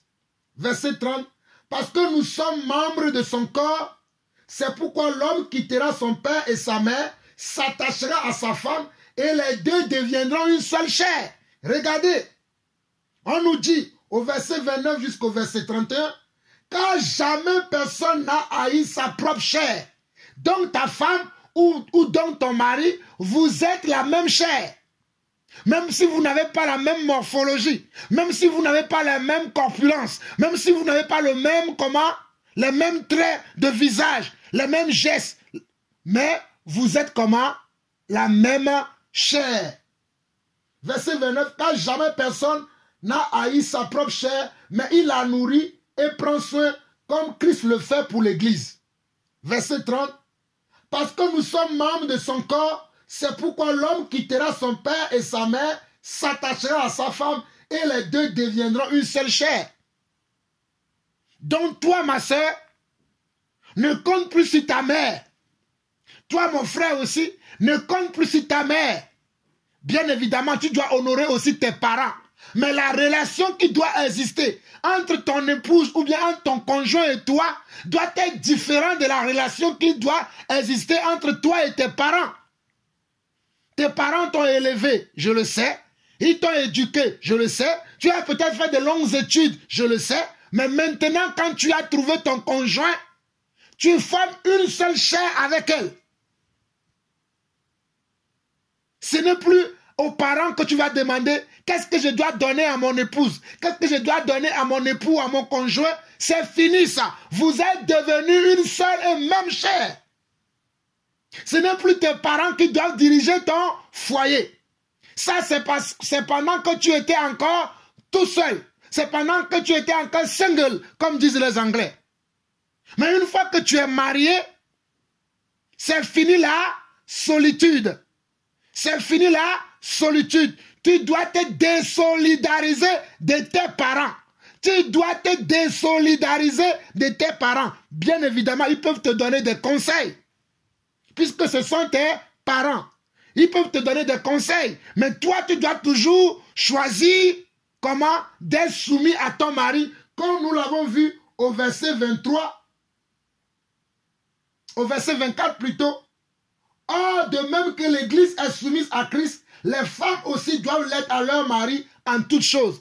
Et toi aussi, homme, tu dois savoir que tu dois aimer ta femme plus que ta mère. Vous allez me dire que je suis malade, mais ce n'est pas moi. On dit, verset 31, c'est pourquoi l'homme quittera son père et sa mère, s'attachera à sa femme. Quand tu quittes ton père, ça ne veut plus que tu n'aimes, ça ne veut pas dire que tu n'aimes plus ta mère. Hein. Tu l'aimes. Mais maintenant, tu as trouvé celui que Dieu a enlevé de toi. Donc, tu vois que tu dois lui apporter une attention particulière. C'est une attention particulière que tu vas apporter maintenant comment à ton mari ou à ta femme. Bien évidemment que tu continues à aimer aussi tes parents, à leur donner de l'amour. Mais la relation qui va exister entre toi et ton mari va être différente de ce qui va exister entre toi et tes parents. Vice versa, de même chez la femme. Verset 32 au verset 33 dit: ce mystère est grand. Je dis cela par rapport à Christ et à l'Église. Du reste, que chacun de vous aime sa femme comme lui-même, et que le mari et que la femme respectent comment son mari. Vous avez vu? Du reste, que chacun de vous aime sa femme comme lui-même, et que la femme respecte son mari. Il y a quelque chose que notre sœur de la Côte d'Ivoire a dit que je veux corriger, ou bien que cette femme a dit que je veux corriger. Il a dit que si le mari t'a battu, non, nous enfants de Dieu, nous ne battons pas nos femmes, parce que nos femmes ne sont pas des instruments de musique comme la batterie, ou comme un tam-tam où nous tapons sur eux. Non, nous dialoguons avec nos épouses, nous communions avec eux. Dans un foyer, il faut qu'il y ait de la communion. S'il n'y a pas de communion, voici les choses qui peuvent arriver après. Les bagarres, les querelles, les conflits. Mais il faut toujours qu'il y ait de la communion. Prenez un temps où vous vous parlez. Prenez un temps où vous discutez. Si le mari ne le fait pas, toi va vers ton mari, dit: mon chéri, je veux te parler. Pas en le grondant. Beaucoup d'entre vous, quand vous voulez parler à vos maris, vous les grondez. Je ne t'ai pas déjà dit de ne pas mettre tes chaussettes sur le canapé de salon. On ne parle pas comme ça à son mari. Je ne t'ai pas déjà dit que tu ne dois pas poser l'assiette comme ça. Hey, c'est ton Seigneur. Tu dois le respecter. Si tu lui parles mal, un jour, il va en avoir assez, il va lever la main sur toi. Ce n'est pas, il va pas le faire de bon cœur. Parce que vous savez, l'homme, des fois, quand on est énervé, on peut être impulsive. Certaines sœurs aussi sont impulsives. J'ai vu même des sœurs qui ont déjà tapé leur mari. Oui. Ça fait des années que je sers le Seigneur. J'ai été dans des endroits, des maisons, où j'ai conseillé des gens qui me levaient la main sur leur mari. Et j'ai vu aussi des maris qui levaient la main sur leur femme. J'ai déjà vu ça. Ça, il n'y a pas question de ça dans la parole. On ne tape pas les uns sur les autres. Donc, mari, tu ne tapes pas ta femme. Nous, on ne tape. Quand tu aimes quelqu'un, tu ne la tapes pas. Tu peux punir la personne. Oui, tu peux punir la personne. Il y a plusieurs formes de punition. Il y a des punitions que tu peux faire. Moi, il m'arrive des fois d'infliger une certaine punition à ma soeur. Et en tout cas, c'est rare. Mais ça peut arriver. Mais c'est très rare. Et je rends grâce à Dieu que mon épouse et moi, nous sommes connus tellement depuis des années que maintenant, nous avons une telle complicité qu'il n'y a plus ce genre de choses. Parce que nous communions, nous parlons. Des fois même, nous parlons devant nos enfants. Pour que les enfants apprennent. Amen. Donc, le mari ne doit pas lever la main sur sa femme. Vous comprenez?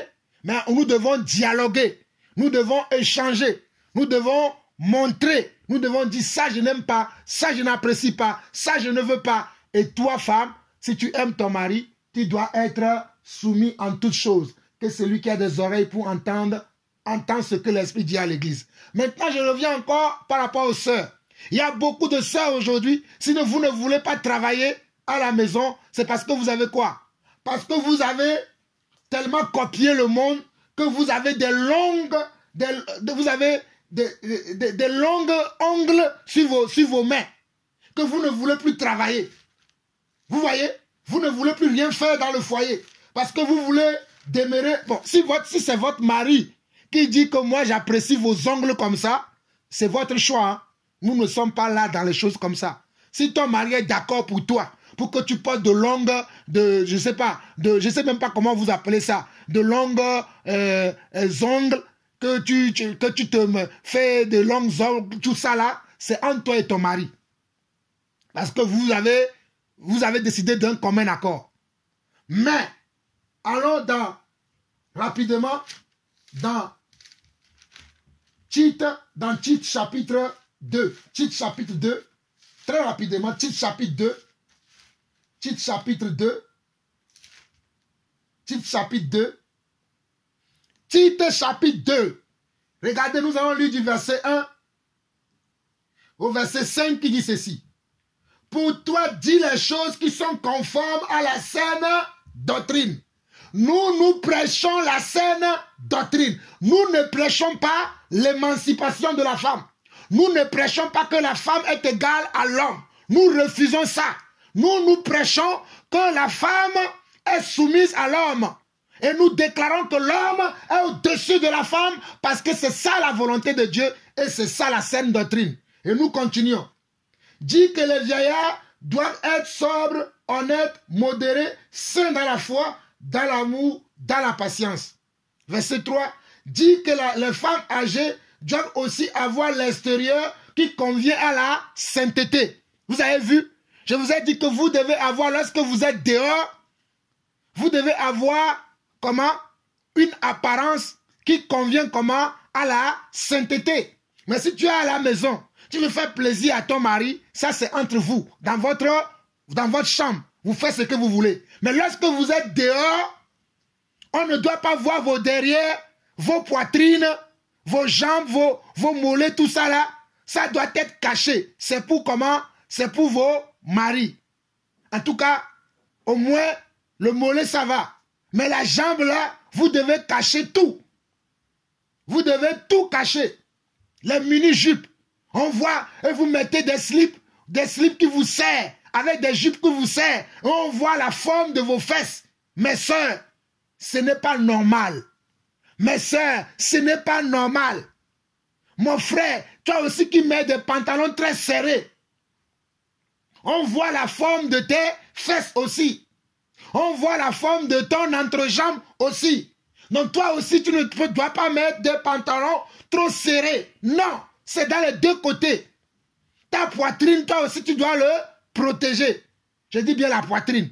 Après, si tu mets un t-shirt, ça va. Parce qu'il y en a des gens qui vont trop loin, qui disent aux frères aussi maintenant, oh, le frère ne peut pas mettre un short. Non. On peut mettre des shorts. Quand il fait chaud. Alléluia. Quand il fait chaud, nous pouvons mettre des shorts. Nous sommes libres dans le Seigneur. Nous sommes libres dans le Seigneur. Mais nous ne faisons pas de cette liberté pour faire comment?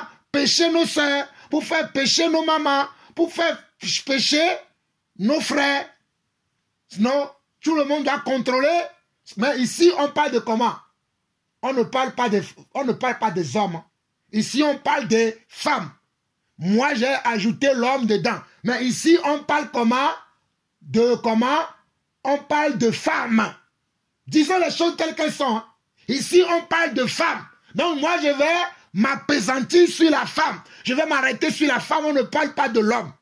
On dit que les femmes doivent aussi avoir l'extérieur qui convient à la sainteté.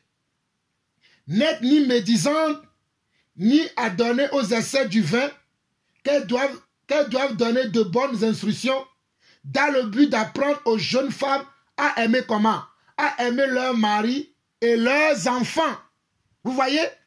Vous qui voulez travailler, qui voulez aller travailler dans le monde, vous êtes là, vous pensez qu'au travail, je vais aller travailler. Mais votre premier rôle, c'est ça. Regardez bien, verset 4 au verset 5. Dans le but d'apprendre aux jeunes femmes à aimer leur mari et leurs enfants, à être retenues chaste, occupées aux soins domestiques. Voilà pourquoi la sœur qui parlait dans la vidéo, elle était en train de d'éplucher la carotte. Et elle disait qu'elle était comment? Qu'elle est bien dans son foyer. Que son mari travaille dur. Elle a même chassé. Elle a dit, hey, enlevez-moi ça de chez moi. Elle ne voulait pas. Elle ne veut pas ça. Elle a refusé ça. Donc toi, ma soeur, refuse cet esprit qui est dans le monde qu'on appelle l'émancipation de la femme. Ou bien la journée de la femme. Refuse ça. Refuse ces choses. Refusons ces choses-là.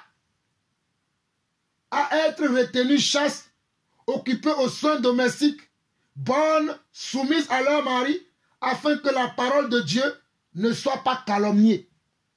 Vous voyez? Afin que la parole de Dieu ne soit pas calomniée. Vous voyez pourquoi la parole de Dieu est calomniée? Parce que vous, les sœurs, beaucoup d'entre vous, vous ne respectez pas la parole de Dieu. Certains d'entre vous, c'est malgré vous.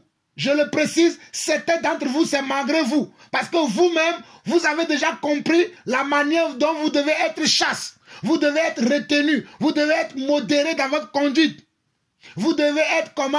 Chaste pour le Seigneur, vous le savez. Mais il y a certains hommes, certains de nos frères, qui aiment tellement le monde, mais qui vous obligent à mettre des mini-jupes, à mettre des pantalons serrés. Je ne comprends pas pourquoi nous avons des frères comme ça. Je ne comprends pas pourquoi nous avons des frères comme ça dans l'église. Je me rappelle que je connaissais un frère qui priait avec nous. Le jour où le frère là devait se marier, il demandait à sa femme de mettre certaines choses. Et la femme aussi a fait ce que le frère demandait. Et je connaissais une autre sœur aussi qui disait que non, elle aimait le Seigneur. Mais lorsqu'elle a rencontré un frère, tout subitement, elle a changé. Son apparence a changé. Les choses qu'elle ne faisait pas avant, maintenant, elle a commencé à les faire. Je lui dis, mais ma soeur, pourquoi tu t'es transformée comme ça? Ah, mais non, mais moi, tu sais, je suis mariée maintenant, hein, je ne suis plus seule. Je dis, mais quel est le rapport? Parce que tu t'es mariée, tu dois être nu. Parce que tu t'es mariée, tu dois être dépravé. Parce que tu t'es mariée, tu dois... Je lui ai dit, ma soeur, fais attention. Elle qui ne mettait pas les mèches, elle a commencé à mettre des mèches. Elle dit, oh ma soeur, Dieu t'a donné une belle chevelure. Pourquoi ça? Et je lui ai parlé qu'une fois. Parce que mes frères, surtout mes soeurs, comprenez, hein, vous qui êtes mes filles spirituelles, vous allez remarquer que si je vous parle de quelque chose que vous ne respectez pas, je ne vais pas revenir dessus. Peut-être si je reviens une ou deux fois, après je vais vous laisser, je vais vous livrer à vous-même. Parce que si vous ne voulez pas obéir à ce que nous vous disons, comment on peut vous forcer à le faire? Voilà pourquoi je vais vous parler une fois, deux fois, mais trois fois après, je ne vous reparlerai plus de ces choses. Mes soeurs, mes filles spirituelles, écoutez ce que je vous dis. Vous n'aimez pas vous soumettre. Même si c'est pourquoi je vous dis, priez pour avoir des frères qui comprennent que vous devez être des modèles. N'allez pas prendre n'importe qui comme époux. Pour vous qui êtes déjà dans le mariage, avant de connaître le Seigneur, tel n'est pas votre cas.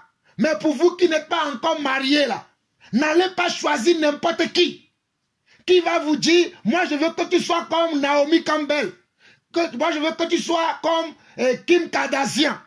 Ces personnes ne sont pas nos modèles. Je dis bien, ces personnes ne sont pas nos modèles.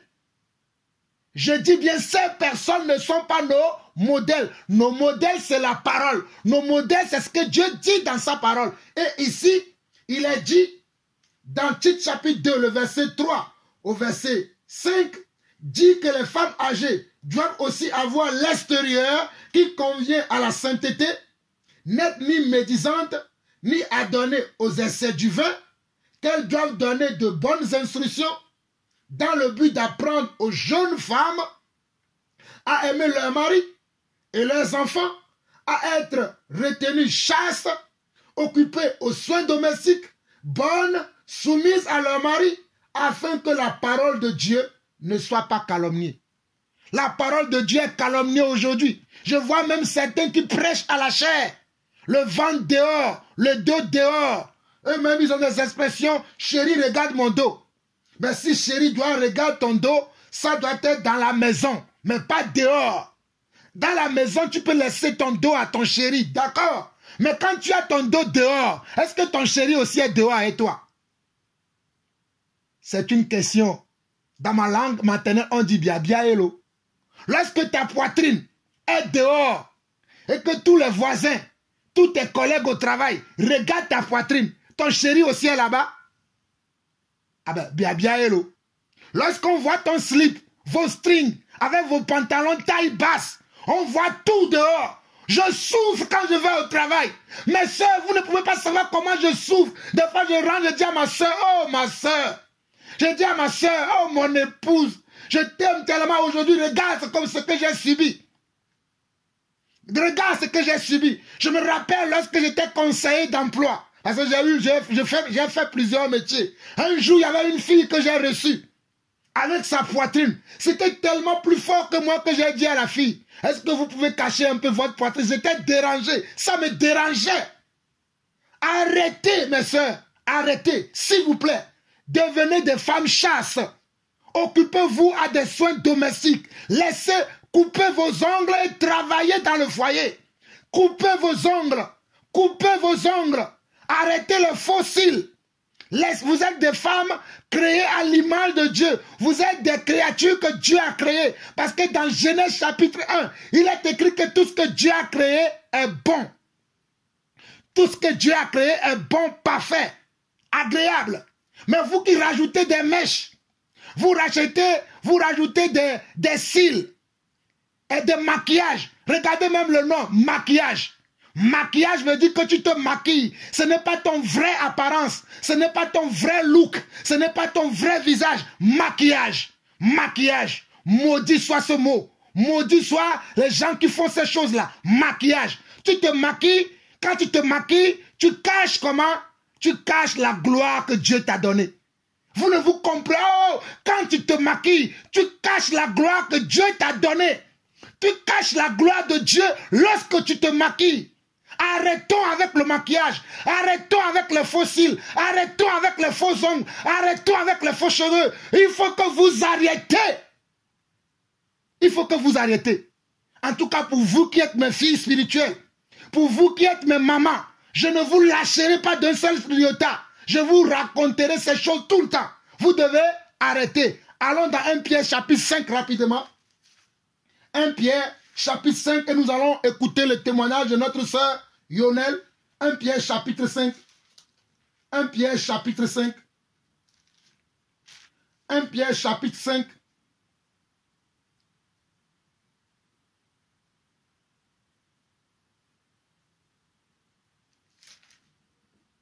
Non, plutôt 1 Pierre chapitre 3. 1 Pierre chapitre 3. J'ai dit chapitre 5, mais c'est plutôt 1 Pierre chapitre 3. C'est la même chose. Ce que l'apôtre Paul dit, Pierre aussi le confirme. Nous avons des témoins oculaires du Seigneur. Paul a parlé, Pierre aussi a parlé. Paul et Pierre ont le même maître. Et j'ai reçu la même fonction, la même grâce que ces deux personnes. J'ai reçu le même ministère que ces deux personnes. Donc, voici ce que dit aussi Pierre concernant ce que Paul aussi a dit. 1 Pierre chapitre 3. Femme, que chacune soit soumise à son mari, afin que si quelques-uns n'obéissent point à la parole, ils soient gagnés sans parole par la conduite de leur femme. Donc toi, ma soeur, qui est mariée, peut-être vous êtes mariés tous les deux dans le monde, mais entre-temps, toi, le Seigneur t'a visité. Mais ton mari, le Seigneur, ne l'a pas encore visité. Voilà pourquoi tu dois continuer à l'être soumise, à la respecter, afin que par ton caractère et ton comportement, que Dieu puisse le sauver aussi. Mais si tu cries sur lui, si tu lui parles mal, si tu lui dis tout le temps que tu n'as pas raison, tu as tort, tu n'as rien compris, parce que toi, comme tu es sauvé maintenant, tu minimises ton mari, tu le vois comme un moins que rien, comment Dieu pourra-t-il le sauver? Comment Dieu pourra-t-il le sauver? Ma soeur, tu dois changer ton comportement envers ton mari. Tu dois la respecter. C'est vrai que dans le foyer, c'est toi que Dieu a appelé premièrement. Ça ne fait pas de toi comment? Quelqu'un qui doit mal parler à son mari. Voici ce que Pierre dit. Femme, que chacune soit soumise Femme, que chacune soit de même soumise à son mari, afin que si quelques-uns n'obéissent point à la parole, ils gagnent sans parole par la conduite de leur femme. Verset 2. En voyant votre manière de vivre chaste et comment? Et respectueuse. En voyant votre manière de vivre comment? Chaste et respectueuse. Pas votre manière de vivre dans l'irresponsabilité, dans les querelles, dans les animosités. Non. Il y a tellement dans certains couples, quand tu vas là-bas, l'atmosphère est pesante. L'atmosphère est tellement pesante. Parce que la sœur ne veut plus respecter son mari. Il ne veut plus l'honorer. Ma sœur, même si tu souffres dans le mariage, même si tu souffres dans ce mariage-là, le mari ne te permet pas de prier. Confie ça au Seigneur. Le mari ne te permet pas de voir tes frères, de parler avec tes frères. Confie ça au Seigneur. Mais ne lui dis pas que hey, moi j'ai besoin de voir mes frères. Hein. Moi j'ai besoin d'aller à l'église. Hein. Moi j'ai besoin d'aller servir le Seigneur. Hein. Moi je ne sais pas. Hé, ma soeur, que le diable ne te trompe pas. Ne lui dis pas, hey, tu sais, et moi, non. Tu dois être soumise comment? À ton mari, même s'il n'est pas enfant de Dieu. Même s'il n'est pas encore converti. Parce que c'est un homme. C'est ça la vérité. Même s'il n'est pas encore converti, mais toi tu es déjà converti, tu demeures toujours soumise. Ne dis pas comme il n'est pas encore converti, je ne vais pas me comporter envers lui comme ce que Dieu dit. Non, Dieu n'a pas dit que femme, soumets-toi à celui qui est converti. Non, ce n'est pas ce que Dieu a dit. Dieu a dit femme, soumets-toi à ton mari. Qu'il soit converti ou non, tu dois lui être soumise. Voilà la vérité. C'est ça la vérité. C'est ça la vérité. Et je continue au verset 3. Ayez cette parure extérieure qui consiste dans les cheveux tressés, les ornements d'or ou les habits qu'on revêt. Regardez. Ayez non cette parure. Regardez bien. Il dit ayez non cette parure. Ayez non cette parure extérieure qui consiste dans les cheveux tressés, des ornements d'or ou les habits qu'on revêt. Vous voyez? Mais la parure intérieure est cachée dans le cœur, la pureté incorruptible d'un esprit doux et paisible qui est d'un grand prix devant Dieu. Pierre lui dit que au lieu d'avoir une extérieure bien ornée avec des parures, parure c'est encore maquillage. Tu te parles de belles choses, de beaux bijoux. On voit sur tes doigts, tu as de belles bagues. On voit à ton cou, tu as de belles chaînes. Certains ils mettent même des chaînes aux pieds. Certains ils mettent même des boucles d'oreilles dans le nez. Ben, c'est votre corps, vous pouvez en faire ce que vous voulez. Si vous voulez mettre des boucles d'oreilles partout, c'est vous qui voyez. Mais soyez comment? Soyez représentables. Vous représentez un Dieu. Comme vous représentez un Dieu, ne soyez pas dans l'extravagance. Ne soyez pas dans l'extravagance. Dieu n'aime pas l'extravagance. Dieu aime comment? C'est quelque chose qui est modéré. Soyons dans la modération. Modération, modérons-nous. Alléluia. Notre conduite doit être modérée. Au verset 4, il dit, mais la parure intérieure est cachée dans le cœur. La pureté incorruptible d'un esprit doux et paisible qui est d'un grand prix devant Dieu. Ainsi se paraient autrefois les saintes femmes qui espéraient en Dieu, soumises à leur mari. Regardez. Ainsi se paraient autrefois les saintes femmes qui espéraient en Dieu, soumises à leur mari. Donc pour vous qui êtes sœurs dans l'église, pour vous qui êtes des mamans dans l'église, nos sœurs, nos mamans spirituelles qui nous ont précédés dans la foi, qui ont été dans la foi avant nous, avaient comment? Avaient autrefois une soumission à leur mari. Ils avaient une apparence modérée. Ils avaient un cœur comment? Un cœur doux et paisible. Ils n'avaient pas un cœur querelleux. Ils n'avaient pas un cœur querelleux. Ils n'avaient pas un cœur, ou bien elles n'avaient pas. C'est plutôt elles, parce que nous parlons de femmes. Elles n'avaient pas un cœur querelleux. Nos sœurs d'avant n'avaient pas un cœur querelleux, un cœur rempli de rapine, d'animosité, d'envie, de jalousie, de querelle, tout ça là. Elles n'avaient pas ça, mais elles avaient un cœur paisible. Verset 6. Comme Sarah qui obéissait à Abraham et l'appelait son Seigneur. Vous voyez, on nous dit comme Sarah qui obéissait à Abraham de telle manière que Sarah appelait Abraham mon Seigneur. Alléluia. Sarah appelait Abraham comment? Mon Seigneur. Et elle était soumise tellement comment à Abraham qu'elle l'appelait mon Seigneur. Si quelqu'un vient chez moi, voit mon épouse m'appeler mon Seigneur, ils vont dire waouh, comment cette soeur appelle son mari mon Seigneur? Et le mari la domine sur sa femme, hein? Mais ce n'est pas la domination, c'est l'amour. C'est parce que ma femme comprend qu'elle connaît sa position, sa place dans son foyer. Et je l'ai vécu ça déjà. Hein? Il y a des sœurs qui sont rentrées dans mon foyer, il y a de cela très longtemps maintenant, qui ont commencé à dire à ma femme, non, ton mari domine sur toi. Pourquoi tu lui obéis tout le temps? Pourquoi tu ne discutes pas avec elle? Et ça a amené dans notre foyer des querelles. Lorsque nous étions encore jeunes dans la foi, lorsque nous ne nous comprenons pas. Voilà pourquoi aujourd'hui, nous faisons beaucoup attention à tous les sœurs que nous recevons. Parce que certaines viennent, c'est pour détruire notre foyer. C'est pour détruire l'harmonie qu'il y a. C'est pour détruire la paix qu'il y a. C'est pour détruire la parole de Dieu qu'il y a. Voilà pourquoi vous qui aimez tout, recevoir tout le monde chez vous là. Il y a frère dans frère. Il y a aussi sœur dans sœur. Faites attention. Nous devons être hospitaliers. Mais faisons attention.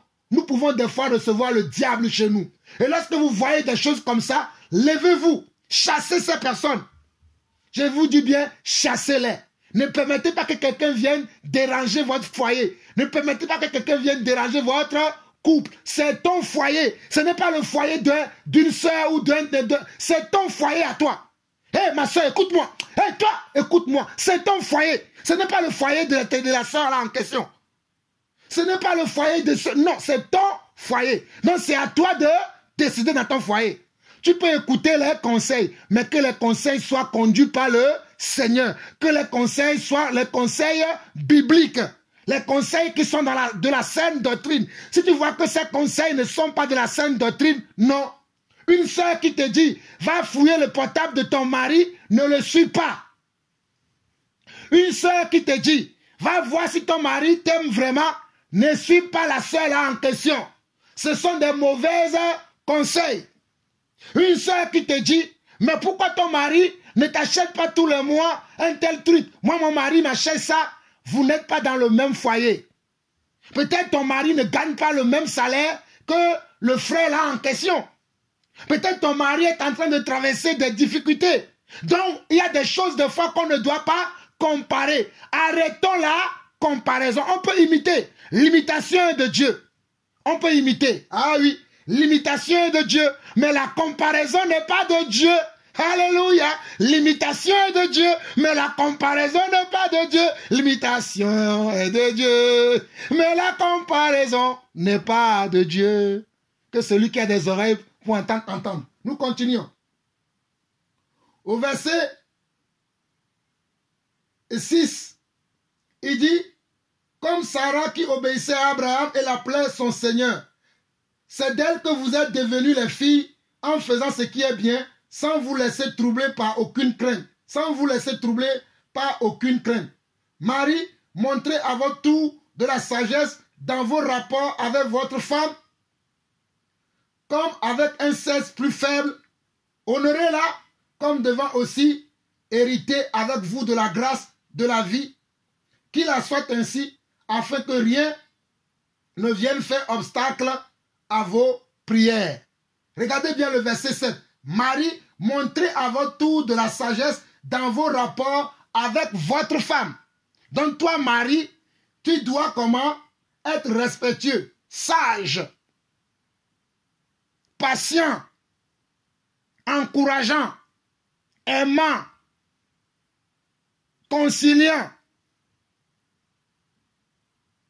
attentionné. Envers comment? Envers ta femme. Marie, montrez à votre tour de la sagesse dans vos rapports avec votre femme, comme avec un sexe plus faible. Honorez-la, comme devant aussi hériter avec vous de la grâce de la vie, qu'il en soit ainsi, afin que rien ne vienne faire obstacle à vos prières. Mes chères sœurs, je fais tellement attention à ça, que lorsque je vois qu'il y a un problème entre mon épouse et moi, je n'ai même pas envie de prêcher. Parce que je sais que je ne serai pas bien. Je sais que le diable va m'attaquer. Voilà pourquoi j'aime être tout le temps en paix avec mon épouse. Et je rends grâce à Dieu que, oh, ça fait maintenant quelques années que cela dure. Il y avait eu certaines années, si je peux m'en souvenir peut-être, il y a 5 ans, lorsque nous avons reçu les sœurs là dans notre couple, il y avait cette harmonie là qu'on n'en avait plus. On l'avait perdue. Le diable a voulu détruire mon couple. Mais gloire soit rendue à Dieu. Gloire soit rendue à Dieu. Voilà pourquoi vous qui me connaissez, est-ce que vous voyez mon épouse à côté de moi? Les gens ne comprennent pas l'écriture. Pierre aussi était marié. Hein? Aujourd'hui, quand je vois les hommes de Dieu parler, leurs épouses sont à côté. Mais pourtant, je parle avec mon épouse, elle me conseille. Elle prie pour moi. Elle me donne de son point de vue. Je prends ce que je peux prendre. Ce que je peux redresser, je redresse. Mais est-ce que vous le voyez à côté de moi? Comme je vois certains font, papa pasteur, maman pasteur. Ce n'est pas parce que quand mon épouse n'est pas à côté de moi, que les sœurs n'ont pas de la considération pour elle. Ou bien qu'elle-même n'a pas de la considération pour des frères et des sœurs. Non, elle a aussi de la considération pour vous, mes sœurs, pour vous, mes frères. Mais pourtant, elle est comment? Elle est cachée. Vous savez pourquoi je le cache? Ah, parce que je n'ai pas vu ça chez Pierre. Pierre ne trimballait pas partout avec sa femme. Mais je ferme cette parenthèse. Nous allons voir 1 Timothée chapitre 3 rapidement. 1 Timothée chapitre 3 rapidement. Et nous allons finir en écoutant le témoignage de la sœur Yolène. 1 Timothée chapitre 5. 1 Timothée chapitre 5 qui dit ceci. 1 Timothée chapitre 5. Nous allons lire du verset 8 au verset 13. 1 Timothée 5, verset 8 au verset 13 qui dit ceci.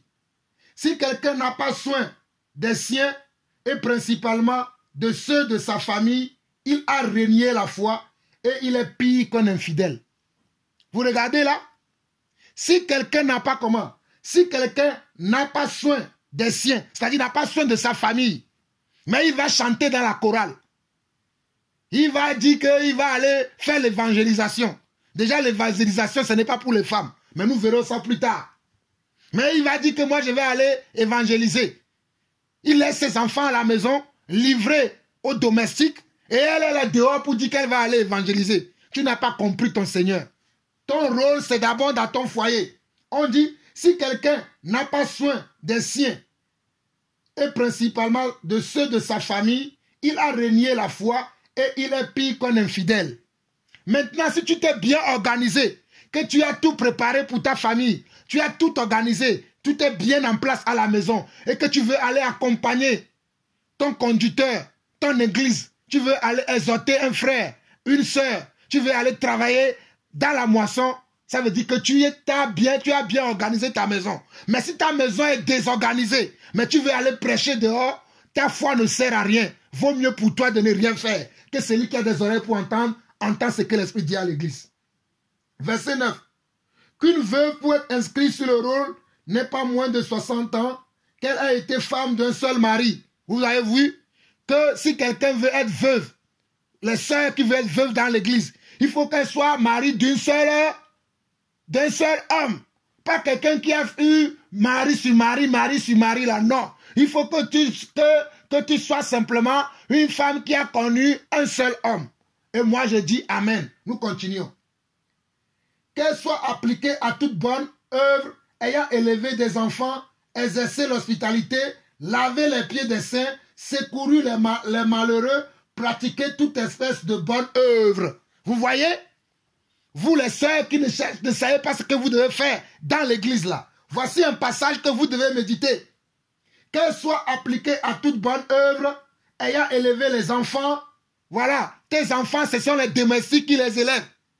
Tes enfants, ce sont les domestiques qui les élèvent. Ce n'est pas normal. C'est toi qui dois élever tes enfants. Verset 11. Mais refuse les jeunes veuves, car lorsque la volupté les détache de Christ, elles veulent se marier. Regardez bien le verset 11. Mais refuse les jeunes veuves, car lorsque la volupté les détache de Christ, elles veulent se marier et se rendent coupables en ce qu'elles violent leur premier engagement. Avec cela, étant oisives, elles apprennent à aller de maison en maison, et non seulement elles sont oisives, mais encore causeuses et intrigantes, disant ce qu'il ne faut pas dire. Vous voyez? Regardez bien hein, le verset 10 au verset 13. Après, nous allons écouter le témoignage de la sœur Yonel. Il dit, qu'elle soit, on nous dit qu'une veuve pour être inscrite sur le rôle n'ait moins de 60 ans, qu'elle ait été femme d'un seul mari, qu'elle soit appliquée à toute bonne œuvre, ayant élevé des enfants, exercé l'hospitalité, lavé les pieds des saints, secouru les malheureux, pratiquer toute espèce de bonne œuvre. Voilà les devoirs de vous les sœurs dans l'église. Au lieu de vouloir aller travailler, être des femmes d'affaires, d'être ceci ou de cela. Je dis bien, si c'est le choix de toi et ton mari, c'est votre choix. Mais selon la parole du Seigneur, tu dois d'abord t'occuper de ton foyer. En prenant soin de ton foyer. Et en prenant soin des frères et sœurs. C'est ça ton rôle premier.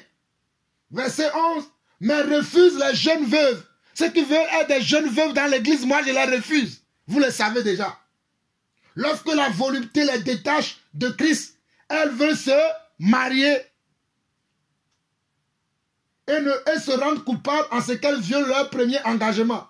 Avec cela, étant oisives, elles apprennent à aller de maison en maison, et non seulement elles sont oisives, mais encore causeuses et intrigantes, disant ce qu'il ne faut pas dire. Vous voyez? Il y a certaines sœurs que vous allez recevoir chez vous, elles vont vous dire des choses qu'il ne faut pas dire. Regardez la sœur là qui parlait dans la vidéo. Vous voyez, il y a certaines choses qu'elle a dit. Voilà pourquoi Dieu dit que l'homme doit aimer la femme comme son propre corps. Si c'est ma femme qui a parlé comme ça, je vais lui dire, ma femme, il y a des choses que tu as dit là, ça ce n'est pas correct. Voici ce que la parole dit. Parce que vous les femmes, vous êtes tellement émotionnelles, que des fois vous n'arrivez pas à gérer les émotions. Vous allez trop vite. Des fois, quand je parle avec les sœurs, elles sont tellement émotives, elles veulent parler. Des fois, je les écoute. Pendant un moment, je dis, ma sœur, est-ce que tu peux te taire un peu pour m'écouter?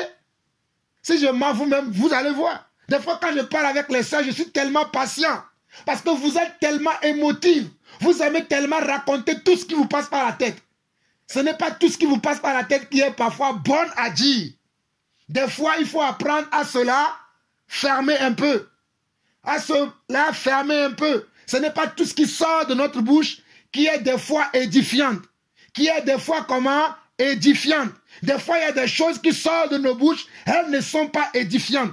Nous devons refuser ça. Amen. Amen. Je reviendrai sur ce passage parce qu'il y a un grand témoignage. Je vous préviens, il y a un grand témoignage que vous allez écouter ce week-end. Il y a un grand témoignage qui vous attend et nous reviendrons de plus en plus en détail encore sur ces choses. Mais pour finir, nous allons écouter maintenant le témoignage de la sœur Yonel. Vous avez écouté son commentaire tout à l'heure. Maintenant, vous allez écouter son témoignage. C'est elle qui a dit, il a dit, regardez ce que la sœur Yonel dit ceci.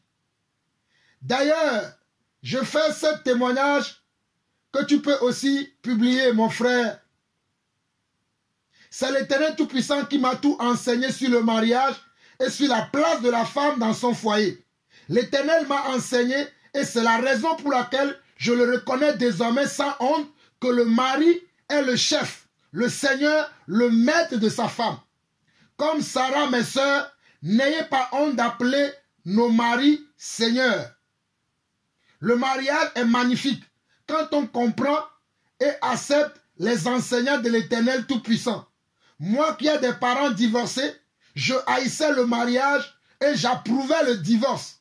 Mais quand j'ai donné ma vie à l'Éternel Tout-Puissant, c'est-à-dire quand elle a accepté l'invitation du Seigneur, il m'a guéri des blessures infligées par le divorce de mes parents. L'Éternel Tout-Puissant m'a enseigné la beauté du mariage.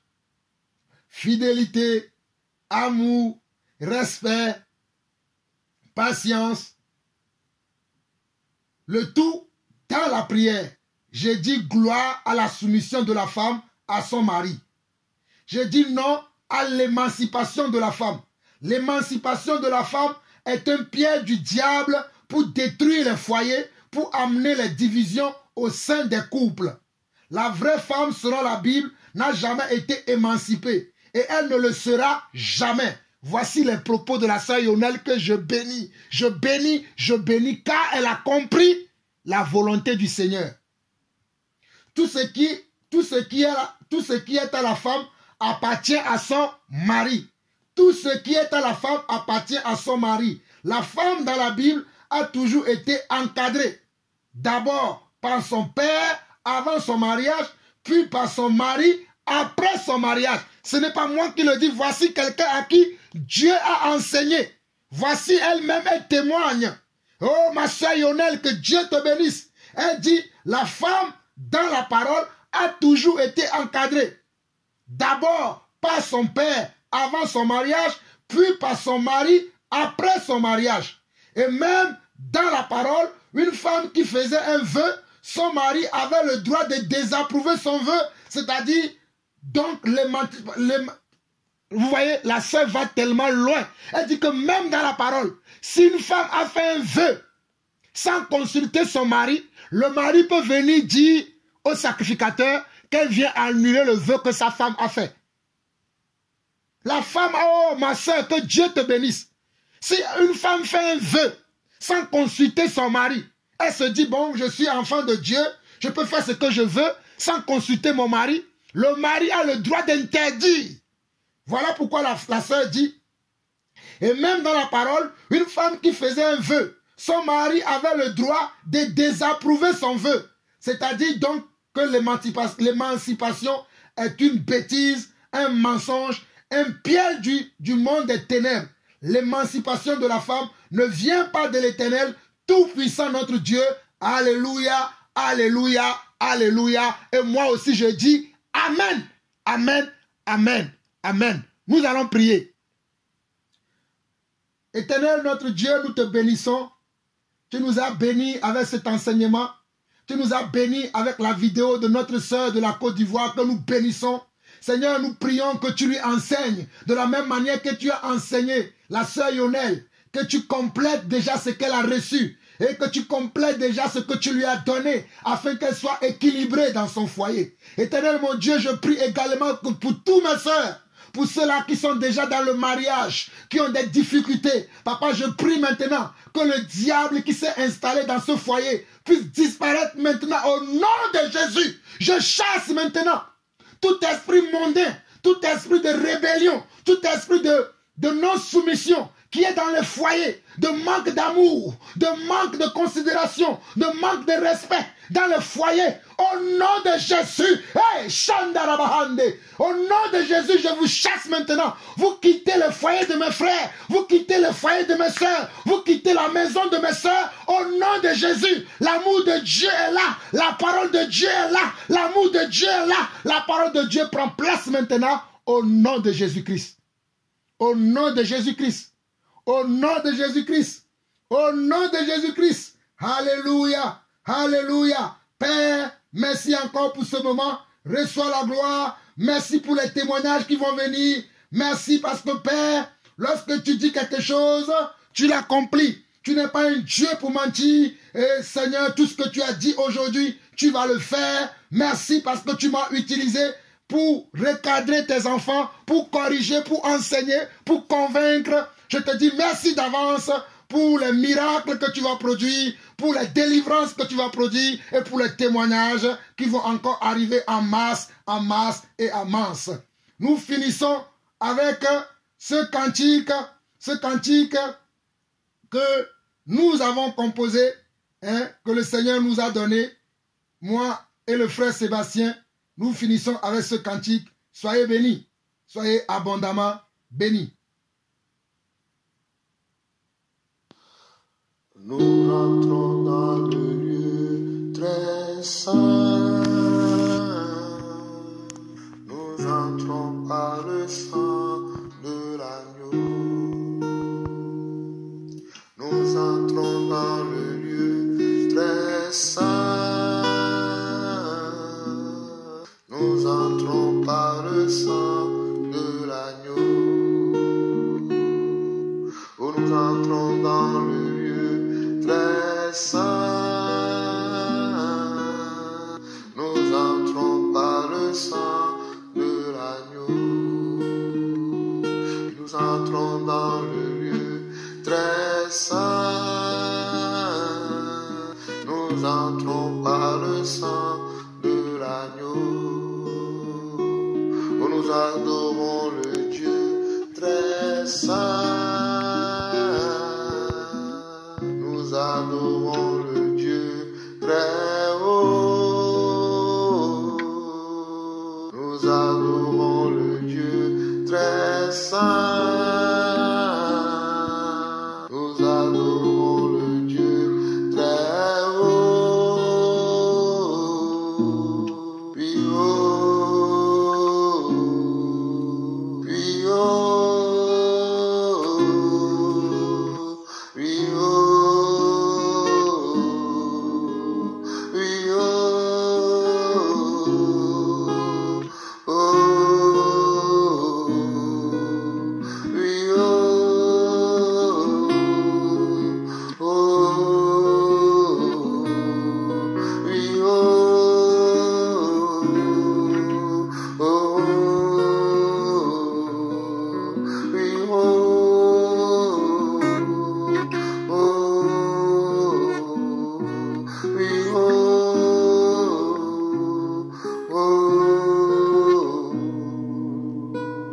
Nous adorons le Dieu très saint. Nous adorons le Dieu très haut. Nous adorons le Dieu très saint. Nous adorons le Dieu très haut. Oui, saint. Saint,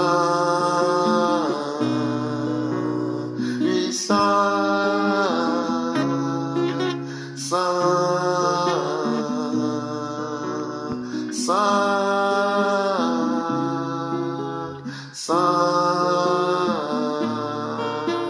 oui, saint, saint, saint. Nous rentrons dans le lieu très saint. Nous entrons par le sang de l'agneau. Nous rentrons dans le lieu très saint.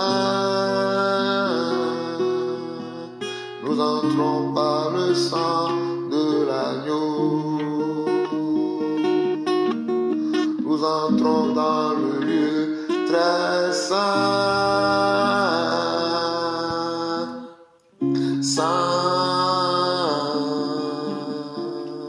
oui, saint,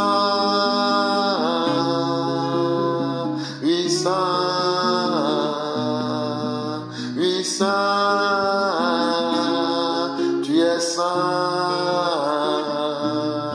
tu es saint, Jésus, tu es saint, mon roi, oh, tu es saint, mon Dieu, tu es saint, mon roi, oh, tu es saint, Jésus, tu es saint, oh, tu es saint, et tu es saint, et tu es saint, et tu es saint, et tu es saint, et tu es saint, mon Dieu, es saint, mon roi. Oh, tu es saint, Yeshua. Oh, tu es saint, Yeshua. Oh, tu es saint, Yeshua. Oh, tu es saint, mon roi. Oh, tu es très grand. Tu es très grand. Tu es très grand. Tu es très grand. Tu es très haut. Tu es très haut. Tu es très haut. Tu es très haut. Tu es très haut. Tu es très haut. Tu es très haut. Tu es très haut. Tu es très haut. Tu es très haut. Tu es très haut, Jésus. Oh, tu es très haut, Yeshua. Oh, tu es très haut. Tu es très haut. Tu es très haut. Tu es très haut. Tu es très